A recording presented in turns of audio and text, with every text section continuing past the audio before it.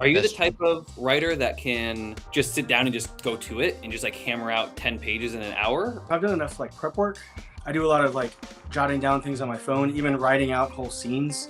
Having that prep work done gets you through pages way faster. If I'm just sitting down to start from scratch, sometimes I can crank out a whole bunch of pages. Sometimes it's an hour of staring at one page. It really just depends on what's going on. Do you have a word goal?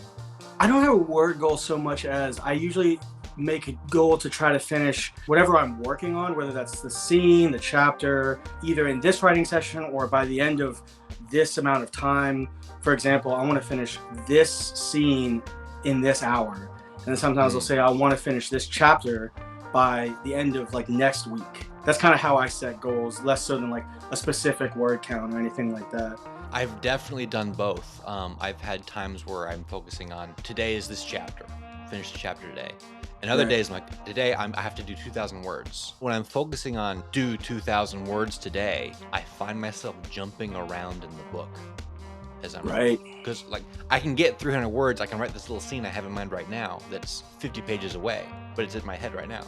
I'm not sure how helpful and healthy that is, but I think I did my best work when I was focusing on, okay, today is this scene. So before I start, I'm like, okay, let's just get a bunch of notes written about just this scene. Right. That's today's work. So I used to jump around a lot, and I still do to some degree. Especially jumping around between different projects really throws my ability to like make progress in any given project off by a huge amount. I have ADHD, and I'm very impulsive when it comes to just about everything, especially writing. So I'll get an idea for a book, and I'll just sit down and I'll write the first 5 chapters of that book, and then all of a sudden I'll not touch it again for 3 months.